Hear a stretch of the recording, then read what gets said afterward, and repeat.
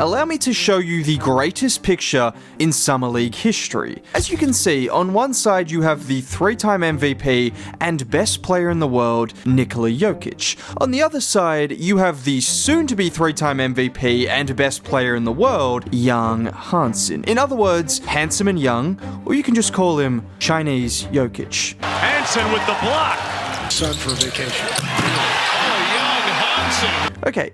We might not have enough evidence to suggest he is a future 3-time MVP just yet, but I think we can all agree that we have seen enough from young Hansen to show exactly why there have been comparisons to Nikola Jokic, and more importantly, to show exactly why the Trailblazers took a chance on drafting him so high. Because it's easy to forget, he was never supposed to go 16th overall in this year's draft. Just to give you an idea of how shocking that pick was, he was sitting in the stands when he got drafted. There were people who didn't even have him projected to be drafted at all. Most people thought he would be drafted somewhere in the late 30s or 40s. The Blazers thought differently, and depending on who you listen to, this will either be a genius pick, or well, according to certain people, this could lead to some people being fired. This is how polarizing the draft pick of young Hansen was to a lot of people. 2 games into Summer League,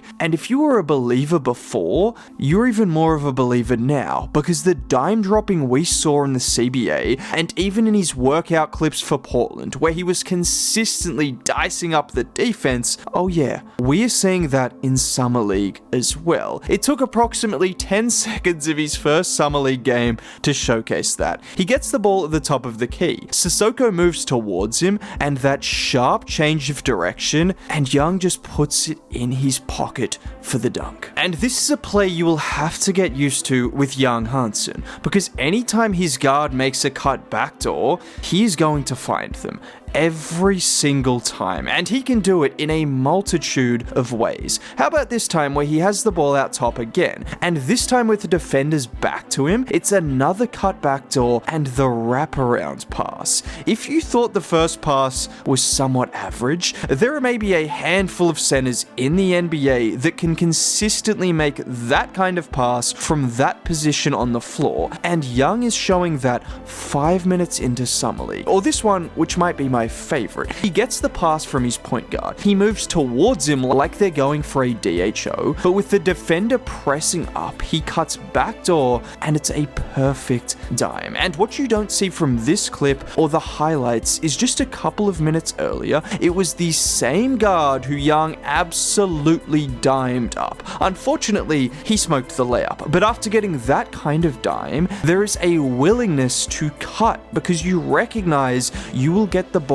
if you cut aggressively, which is exactly what happened. And this is such a great skill to have in the modern NBA because of how aggressive the defense is in protecting the 3-point line. Now, if you're wondering why the big is up so close to Hansen on a lot of these plays, not only is that to try and prevent pull-up threes off dribble handoffs, but despite not being a 3-point threat himself, Hansen is capable of creating from the 3-point line if he gets the opportunity. How about here where he gets the ball at the 3-point line? It's that little brush screen to slow his defender and watch him casually put the ball on the floor and finish. But that's light work for Hansen. Look at him here getting pressed at the top of the key. He spins to create that initial room, and watch here, with the help defender lurking, he goes with the low dribble before spinning back the other way, absorbing the contact and finishing. And this is one thing you will notice with young Hansen. Even if he is not a 3-point threat at this stage in his career, he can put the ball on the floor, spin off defenders, move around defenders, get to the rim. He has great footwork for someone his size, and whilst he might not be the quickest, it is that coordination at that size to be able to handle the ball whilst moving laterally that is so hard for opposition bigs to defend. It is similar to a guy like Nikola Jokic, who we all know isn't the quickest, but when you pair that rare combination of size, strength, and coordination, all of a sudden, it makes them so much quicker with the ball in their hands. And in just 2 games, we we've seen him already make multiple plays like this. Another here where again it's a screen from a guard, and watch him spin off the guard and then taking off from about 8 feet away, and the soft touch with the underhands. I mean, the finish on that play, the spin, that is not regular from a 7-foot rookie. Now, if he adds a 3-point shot to this and all of a sudden can start pump faking and taking players off the dribble, can start screening and popping out, that will absolutely unlock everything in his game. But even without a 3-point shot at this stage, even though he did make one in the first game of Summer League, a banker, but it was a 3-pointer nonetheless. But as of now, you are still seeing the playmaking, you are seeing him as a roll man on different possessions, you are seeing the footwork, the agility, all of the traits that he showed in the CBA to be the MVP of the league at 19 years old, you have seen in Summer League. Now, one thing I am interested that we haven't seen much of is the post-up play. This is an aspect of his game that could really determine if he is maybe a bench player or a potential starter, is how much opportunity and how much he can take advantage of this size, this touch, and this footwork on post-ups. Because if he can become a consistent post scorer, and if teams will be willing to give him the ball in those positions, that's just going to open up all those opportunities for him to playmake out of the post. Like we see with Nikola Jokic, like we see with Domantas Sabonis,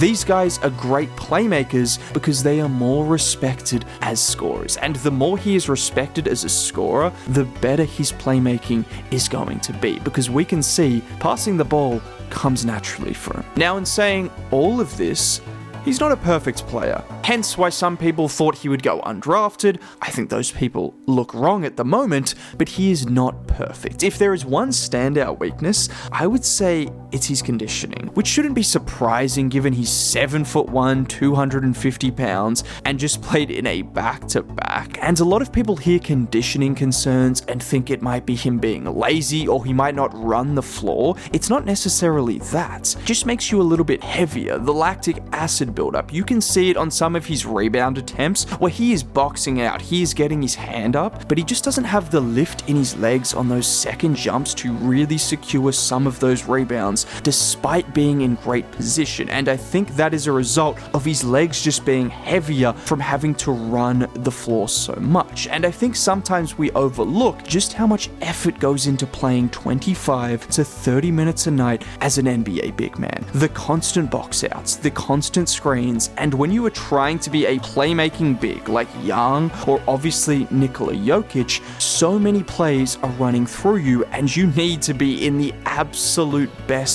condition. Now, let's not forget, it took Nikola Jokic a few years to get in the best shape of his life, and I think this will just improve over time. And as it gets better and as he becomes more fluid and lighter on his feet, he's just going to become more dangerous on both ends of the floor. But as of right now, the flashes are there. Chinese Jokic has arrived. Now, if you want to see me talk about him and more content like this going forward, subscribe to the channel. Dropping a like would be nice. Have a great day. Bye.